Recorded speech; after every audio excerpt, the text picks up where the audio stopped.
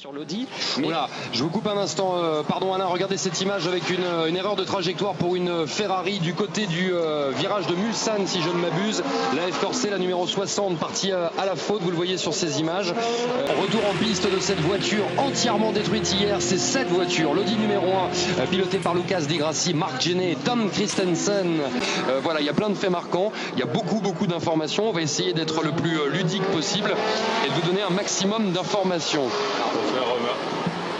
Oui, monsieur. Oui, je disais, il faut. Oui, que ce matin, qu'il était vraiment encore une voiture, décidément. L'on est en pleine trajectoire. Ici, c'est la Zytec 42 du Caterham Racing.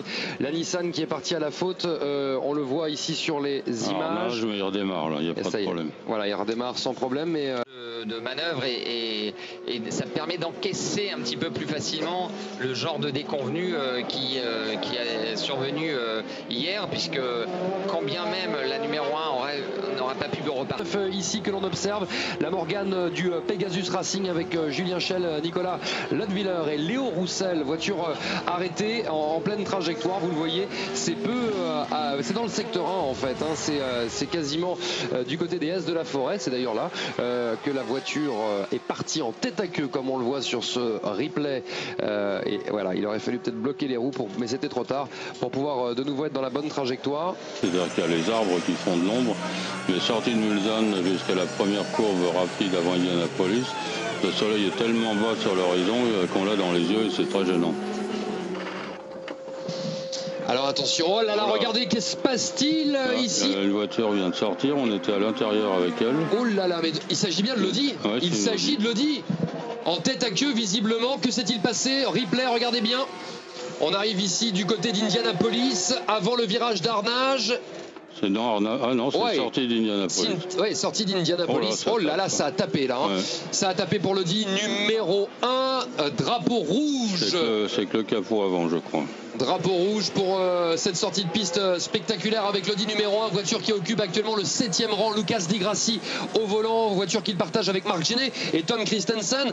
Marc Gené n'avait pas roulé, il était prêt. Tom Christensen aussi à prendre le volant. L'Audi numéro 1 revient et attention, regardez bien en direct sur Eurosport avec ce crash incroyable de la 29 partie à la faute. La Morgane du Pegasus Racing du côté des virages du karting. Ça a tapé. Oh là là là là là là. Et le 3, ça va être très impressionnant. Évidemment, drapeau rouge et les commissaires vont intervenir. Ralenti. Alors, ah oui. Ah ouais, c'est... Il y a un problème d'abord. Oh là là là là là là là, il y avait effectivement des commissaires juste à côté en plus avec voilà des débris qui s'envolent. C'est oui. Deuxième chrono des GT Pro 3:55.067, la Porsche numéro 92, troisième des GT Pro en 3:55.516 et puis ensuite en catégorie GT-AM la Ferrari numéro 72 leader la plus rapide en 3:56.787, la Ferrari 61 deuxième chrono 2 au 10e rang du général. Arrive ensuite l'Alpine numéro 36 deuxième des LMP2, 11e chrono.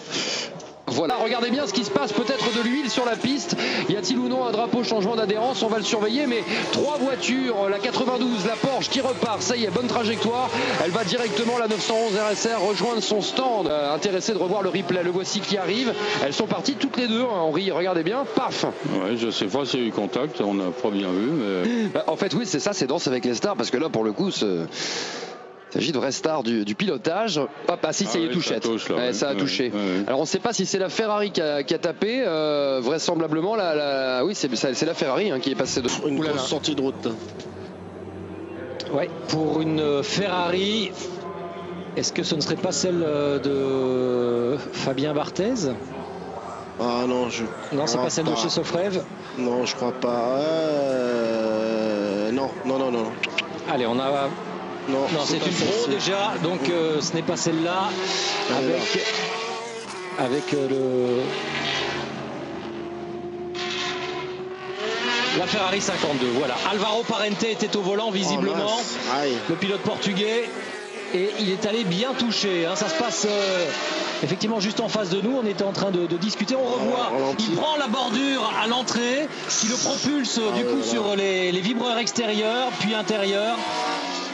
Et il la perd complètement. Et voilà comment la Ferrari se retrouve dans le mur de pneumatique. Plaisir pour ton équipe, du boulot bien effectué. C'était pareil pour les 24 heures du Mans moto, j'imagine, Christophe. Ah mais Jacques, je rejoins à fond Olivier. Et il faut savoir, comme que ce que vient de dire Olivier Panis, et on parle du Mans, le Mans, la pole au Mans. Quand on a ça, on a l'impression qu'on a déjà gagné la course, qu'on en a gagné une. En partie, en tous les cas. Voilà. C'est cédé le relais à Tony Villander et désormais, donc Villander, lui, va plutôt travailler sur les réglages des setups course. Ça veut dire quoi, Olivier? Ça veut dire que la piste ne serait plus aussi rapide qu'elle l'a été, vous pensez? Oh, une voiture qui est sortie. Une voiture qui est sortie encore. 48, Murphy Prototypes. Karun Chandok a le coéquipier. Le Graal. Geoffroy, une info. Malheureusement, la Strozone devrait être maintenue jusqu'à la fin de la session.